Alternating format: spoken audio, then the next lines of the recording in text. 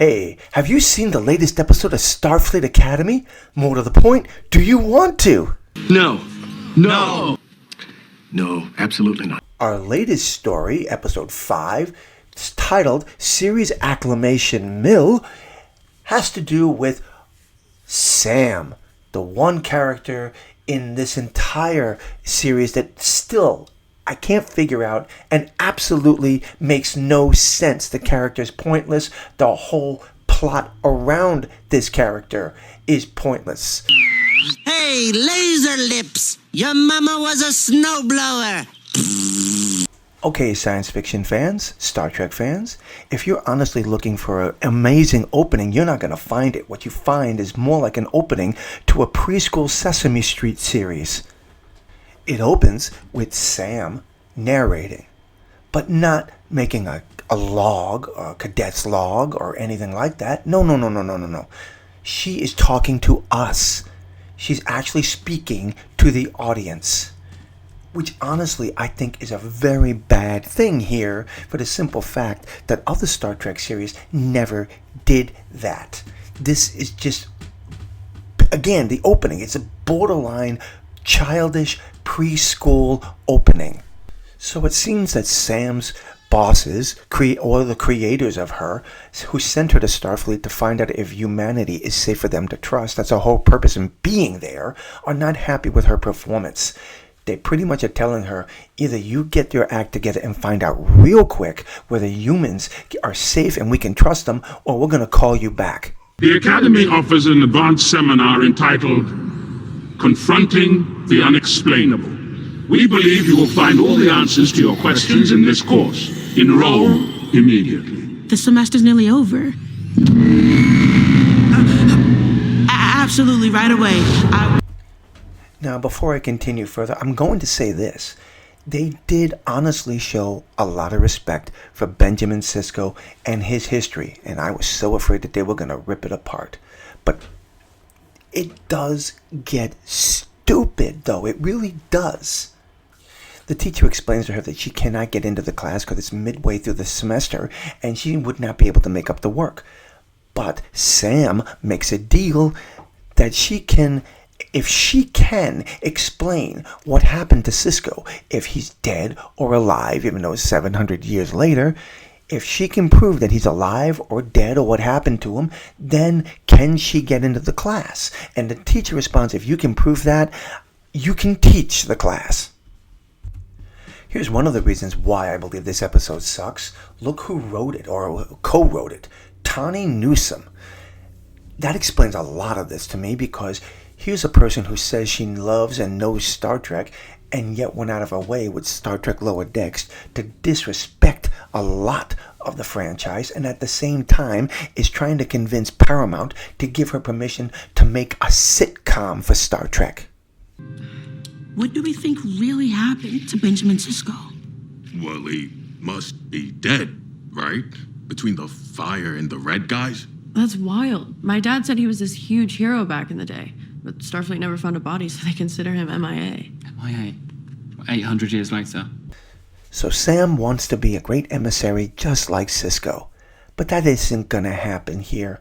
She doesn't have the same parents that Sisko had. His mother was a prophet, and she doesn't have that ability. And honestly, the path that we are about to follow her on through this episode was flat out boring, and in some parts, incredibly stupid. This character is so badly written, and they're trying to pass her off as a naive, innocent, young cadet.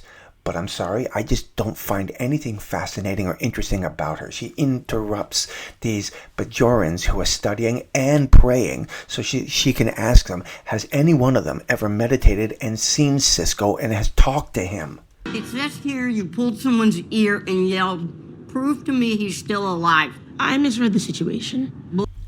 This character is so dumb, and it really blows my mind that the writers thought that this was going to be a good story. And while Sam is trying to investigate whether Sisko is alive or dead, We have Chancellor Lazy Ass walking without socks or shoes around Starfleet Academy once again, except in this case, she's going to help the Chancellor of the War College prep for a dinner engagement and meeting with an alien species. She's going to try and help him loosen up and learn how to handle a social gathering, a diplomatic dinner. And let me tell you something. The dinner itself was absolutely boring. Actually, it's a mock-up dinner. They're trying to teach him how to handle himself and how to deal with greeting this representative from this alien planet.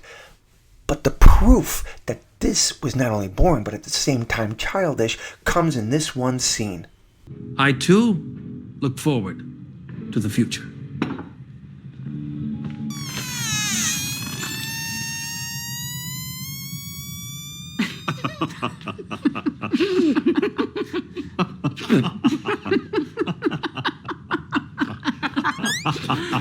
This is what actually passes for humor now in Star Trek. This is so juvenile, it's ridiculous. You know that this show is not even meant for young adults. This crap is meant for more like preschoolers, as I said at the beginning of the video. Let's get back to Sam. She's got the rest of the gang involved with this little mystery about Sisko. And they've uncovered the fact that Sisko used to hang out at a bar on Earth called the Launch Pad. And that's where he got into a fist fight with a Vulcan. Interesting. But that bar is no longer there. Surprise, it's been over 800 years. Can you guess what it's called now? It's called the Academy. So when they reach the bar, Caleb decides to reprogram her. She allows him access to her software.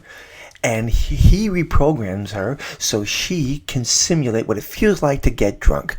Can you guess where this goes? And yes, of course, we have to have this included in our story.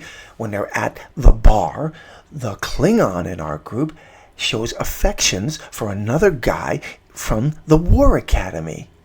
And yes, the Klingon's buddy over here is getting jealous. Sam's gonna get drunk here and attack the Romulan from the War College, who, by the way, is claiming the bar as their territory. Think they want to rumble? Yeah, if they do, we're going to be ready for it. Alright, so in her investigation, she learns that Jake Sisko was continuing to write his stories, but at the same time wrote a book, or at least rumored to have wrote a book, about his father, his experiences with his father, and never published it.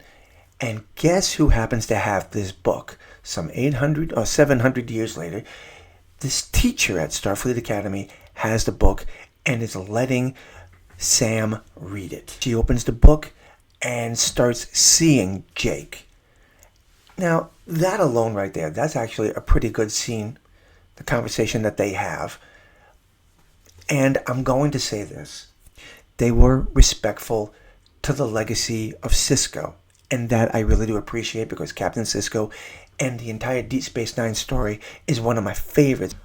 Okay, so take a guess who this teacher is. It may or may not shock you. You're Dax.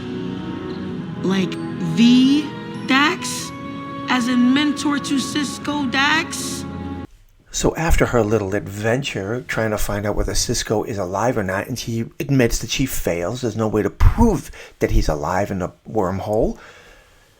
So she reports back to her leaders and pretty much tells them that, hey, I don't know if you guys are ever going to trust humans or not, but I trust them, and I'm going to stay here and grow, and if you don't like it, deal with it. If you disobey us, you will have failed. No. It's why I'll succeed. And I can live with that. Series acclamation milk. You may not. Now, to be fair about this, when I heard that little line from her, it made me think back to something else. Because I can live with it. I can live with it. Despite showing some respect for Captain Sisko and the Prophets and the history of DS9, this episode was for the most part incredibly boring, with moments of pure, childish, adolescent humor. If this is what's left for Star Trek, then Paramount, you might as well forget all about your plans to reboot it with new movies and new TV series. This thing is seriously damaging the history of Star Trek and its future. Anyway, I would love to hear your thoughts and comments, so please drop them below and let me know. Until the next time, my friends, God bless.